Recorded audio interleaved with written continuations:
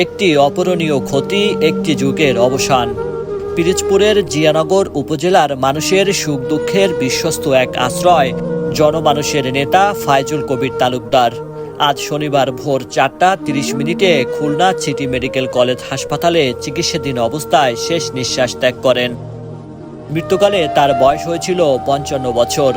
গত বৃহস্পতিবার সন্ধ্যায় নিজ বাসভবনে হঠাৎ অসুস্থ হয়ে পড়লে তাকে দ্রুত হাসপাতালে ভর্তি করা হয়েছিল।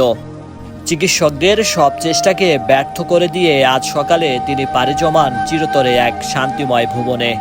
মৃত্যুকালে তিনি স্ত্রী, এক ছেলে ও এক মেয়েসহ অসংখ্য গুণগ্রাহী রেখে গেছেন। তিনি একাধারে ছিলেন জিয়ানগর প্রেস ক্লাবের সাবেক সভাপতি, উপজেলা পরিষদের সাবেক ভাইস চেয়ারম্যান এবং উপজেলা বিএনপির সাবেক সাধারণ সম্পাদক। কিন্তু পদ পদবীর চেয়েও তার সবচেয়ে বড় পরিচয় ছিল তিনি ছিলেন সাধারণ মানুষের অতি আপনজন। ধনী দরিদ্রের ভেদাভেদ ভুলে যিনি আজীবন মিশেছিলেন মাটির সাথে, মানুষের সাথে। কারোর বিপদের কথা শুনলে যিনি সবার আগে হাত বাড়িয়ে দিতেন, সেই মানুষটির চিরতরে চলে যাওয়ায় যেন পুরো এলাকার এক নিস্তব্ধ অন্ধকার নামিয়ে এনেছে। আজ আসর নামাজ বাদ জিয়ানগর সরকারি মেহেউদ্দিন মডেল মাধ্যমিক বিদ্যালয়ের মাঠে অনুষ্ঠিত হয় মরহুমের জানাজার নামাজ।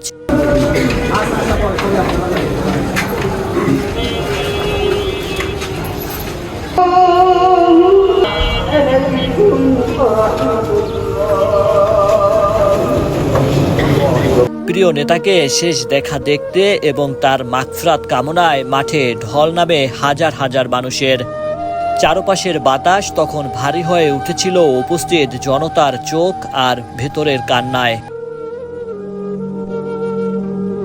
জানাজা শেষে তাকে তার পারিবারিক কবরস্থানে অশ্রুসিক্ত নয়নে দাফন করা হয়।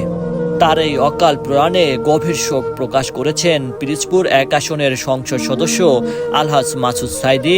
এছাড়াও শোক জানিয়েছেন পিরোজপুর জেলা পরিষদের প্রশাসক ও বিএনপির কেন্দ্রীয় কমিটির নির্বাহী সদস্য অধ্যক্ষ আলমগীর হোসেন সহ সকল রাজনৈতিক অঙ্গ সংগঠনের নেতাকর্মীরা।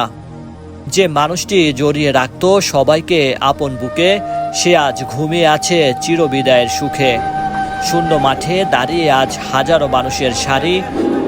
ভালো মানুষ, তোমায় ছাড়া আমরা বড্ড একাকী ভারী।